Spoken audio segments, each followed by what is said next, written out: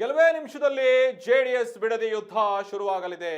JDS ನಿಂದ ಇಂದು ವಿಧಾನಸೌಧ ಚಲೋ, ಎಲ್ಲ ಸಿದ್ಧತೆಗಳು ನಡೀತಾ ಇದೆ.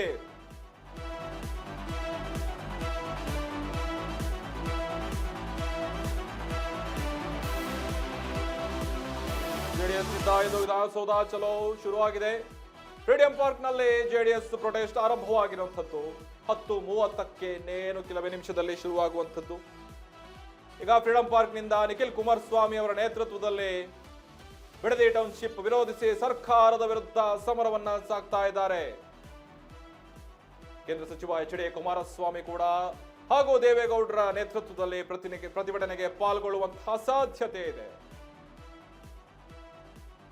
ಹಾಗಾಗಿ ಇವರು ಈಗ ಪಾದಯಾತ್ರೆಗೆ ಸರ್ಕಾರ ಅಡ್ಡಿಪಡಿಸಿದ್ದ ಹಿನ್ನೆಲೆಯಲ್ಲಿ ಈಗ ಈ ಹಿಂದೆ ನಡೆದಂತಹ ಪಾದಯಾತ್ರೆಯಲ್ಲಿ ವಿಧಾನಸೌಧ ಚಲೋ ಅದನ್ನ ಪ್ರತಿಭಟನೆಯನ್ನ ಕೈಗೆತ್ತಿಕೊಂಡಿದ್ದಾರೆ.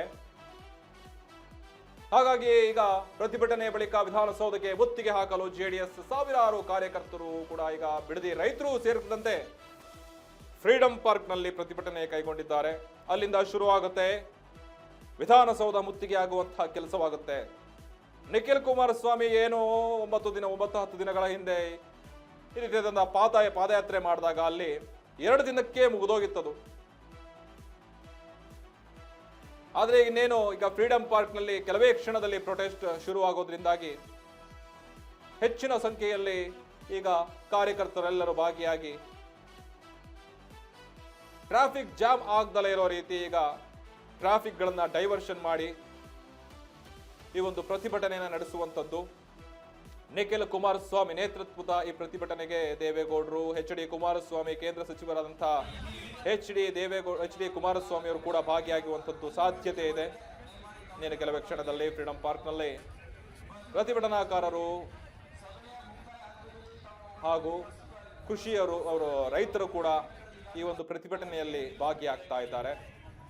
ಅತಿ ಹೆಚ್ಚಿನ ಸಂಖ್ಯೆಯಲ್ಲಿ ನಮಗೆ ಬಿಡದಿ ಟೌನ್ಶಿಪ್ ವಿರೋಧಿಸಿ, ನಮಗೆ ಬೇಡ, ಅಲ್ಲಿ ನಮ್ಮ ಜಾಗ ನಮಗೆ ಬಿಟ್ಕೊಡಿ ಅಂತ ಹೇಳಿ ನಿರಂತರವಾಗಿ ತಿಂಗಳಾನುಗಟ್ಟಲೆ ಹೋರಾಟವನ್ನು ನಡೆಸ್ತಾ ಇದ್ದಾರೆ, ವರ್ಷಾನುಗಟ್ಟಲೆ ನಡೆಸ್ತಾ ಇದ್ದಾರೆ.